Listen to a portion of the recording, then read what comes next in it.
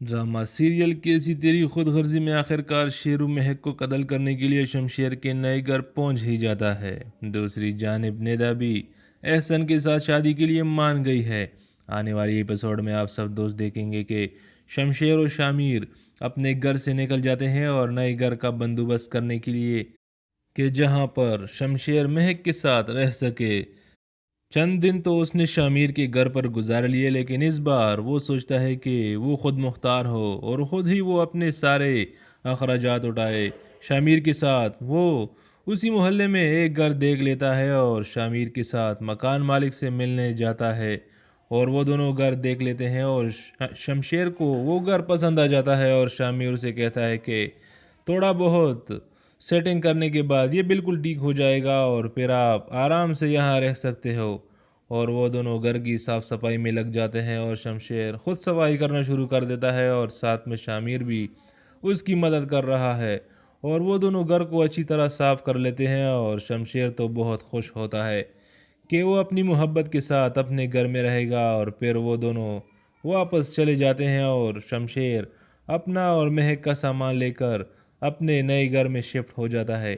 اور جیسے ہی وہ گھر میں آتے ہیں تو مہک گھر کو دیکھ کر حیران رہ جاتی ہے اور سوچتی ہے کہ شمشیر ایسے گھر میں رہے گا، اتنے بڑے گھر کو چھوڑ کر اس نے میرا ہی ساتھ دیا اور آج اس مشکل وقت میں بھی وہ میرا ساتھ نہیں چھوڑ رہا۔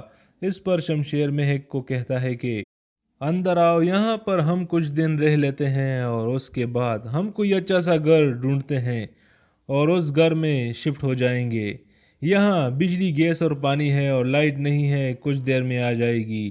مہک گھر کا جائزہ لیتی ہے تو گھر بہت زیادہ پرانا ہوتا ہے، بہت حیران ہو جاتی ہے لیکن مجبوری ہے، اب اسے شمشیر کے ساتھ رہنا تو پڑے گا کیونکہ شمشیر نے بھی مہک کے لیے اتنی بڑی قربانی دی، اسی وجہ سے مہک بھی اسی کے ساتھ کڑی ہے۔ شمشیر مہک کو کہتا ہے کہ تم یہاں پر بیٹھو، میں سامان اندر لے کر آتا ہوں۔ شمشیر کے پاس پیسے نہیں ہوتے تو اس نے سوچا کہ وہ اپنا موبائل فون سیل کر دے۔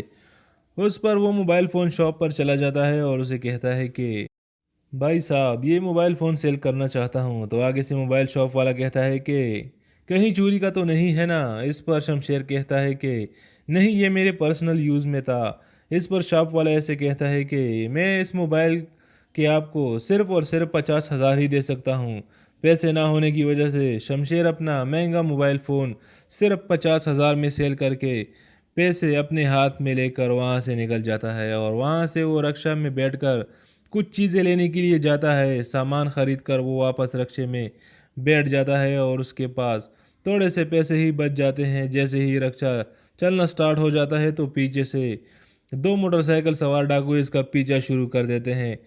پیچھا کرتے کرتے آخرکار وہ موٹر سائیکل رکشے کے سامنے روک دیتے ہیں اور رکشہ وہیں پر رک جاتا ہے اور ڈاکو شمشیر سے گن پوائنٹ پر اس سے پیسے چھین لیتے ہیں۔ ڈاکو کہتا ہے کہ جتنی بھی پیسے ہیں آپ کے پاس سب کے سب دے دو ورنہ گولی مار دوں گا۔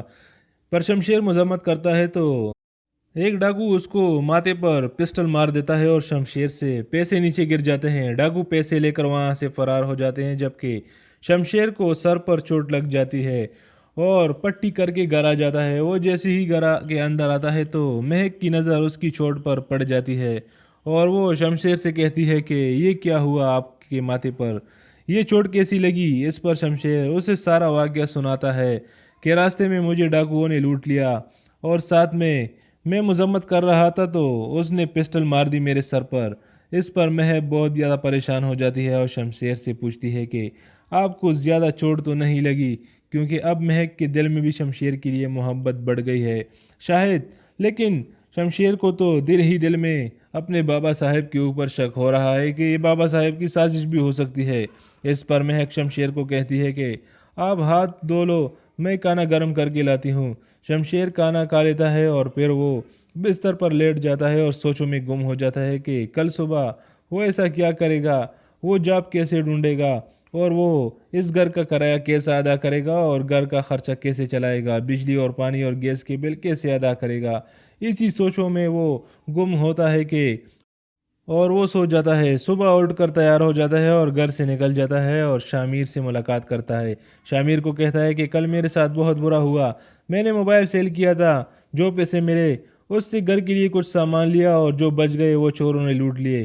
اس پر شامیر اسے کہتا ہے کہ فکر نہ کرو، حالات بہتر ہو جائیں گے، اور ویسے بھی آپ ساری زندگی تو گھر سے دور نہیں رہو گے، کبھی نہ کبھی تو گھر جاؤ گے نا۔ اس پر شمشیر غصے میں آ جاتا ہے اور شامیر سے کہتا ہے کہ میں کبھی بھی اپنے گھر واپس نہیں جاؤں گا، یہ میرا آخری فیصلہ ہے، میں کوئی معمولی سی بھی جاب کر لوں گا لیکن اس گھر میں دوبارہ نہیں جاؤں گا۔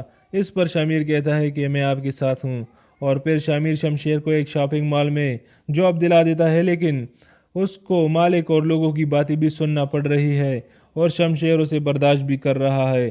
دوسری جانب ندا بہت زیادہ پریشان ہے اور اس سے احسن بھی ملنے آ جاتا ہے، اور وہ ندا سے کہتا ہے کہ میں آپ کی مرضی جاننے کے لیے یہاں آیا ہوں، کیا آپ کو اس رشتے سے کوئی اعتراض تو نہیں؟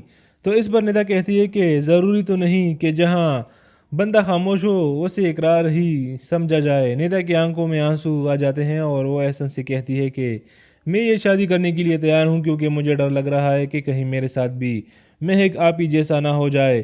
اور پھر ندا اپنے باپ اکرم صاحب کے پاس چلی جاتی ہے اور اسے کہتی ہے کہ میں شادی کرنے کے لیے تیار ہوں احسن کے ساتھ۔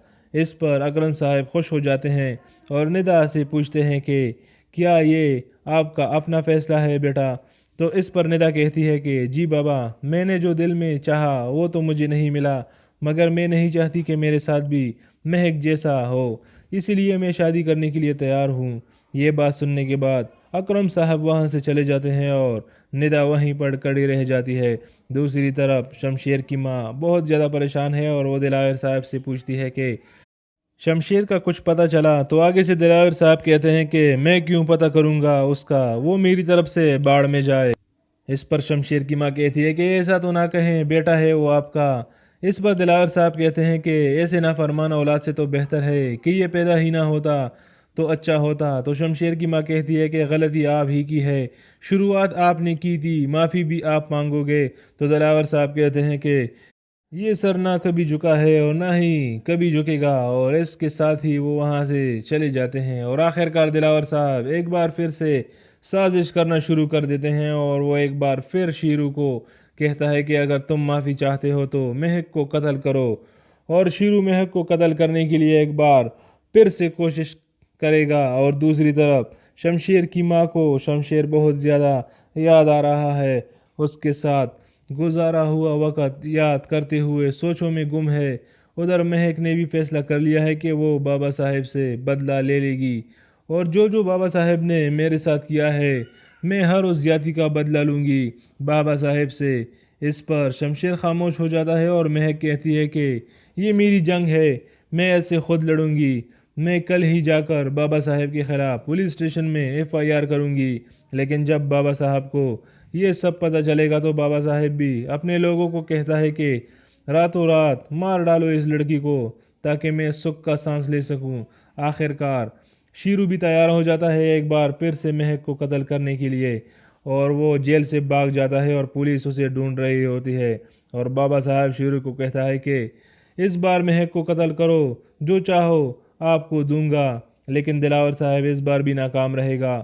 شیرو بارش میں مہک کو قتل کرنے کے لیے شمشیر اور مہک کے گھر جاتا ہے اور یہیں پر گولی چل جاتی ہے، لیکن مہک اور شمشیر بچ جاتے ہیں۔ لیکن شیرو بھاگنے میں کامیاب ہو جاتا ہے اور پولیس بھی پہنچ جاتی ہے مہک اور شمشیر کے گھر، اور انویسٹیگیشن شروع ہو جاتی ہے، اور آخر کار شیرو پکڑا جاتا ہے اور وہ ساری کی ساری حقیقت بتا دے گا کہ دلاور صاحب کے کہنے پر ہی اس نے شمشیر اور مہک پر حملہ کیا۔ اس کے بعد دلاور صاحب کے گرد گھیرا تنگ ہو جاتا ہے۔ دوسری جانب شمشیر کی ماں شمشیر کا فوٹو لیے اس کے لیے بہت زیادہ پریشان ہوتی ہے کہ وہ وہیں پر بے ہوش ہو جاتی ہے، اور ہسپتال لے جانے پر پتہ چلتا ہے کہ اس کی تو موت ہو چکی ہے۔ شمشیر کی ماں کا موت کا سن کر دلاور صاحب بہت زیادہ پریشان ہو جاتا ہے اور وہ اندر ہی اندر ٹوٹ جاتا ہے۔ لیکن کون چاہتا ہے کہ دلاور صاحب اور شیرو کا برا انجام ہونا چاہیے، اور شمشیر اور مہک کو ایک ساتھ کون دیکھنا چاہتا ہے؟ کمنٹ سیکشن میں اپنی قیمتی رائے کا اظہار ضرور کیجیے گا۔ چینل کو سبسکرائب کر کے بیل کے بٹن کو ضرور پریس کیجیے گا۔ اپنا اور اپنے پیاروں کا ڈھیر سارا خیال رکھیے گا۔ ملتے ہیں اگلی ویڈیو میں۔ خدا حافظ۔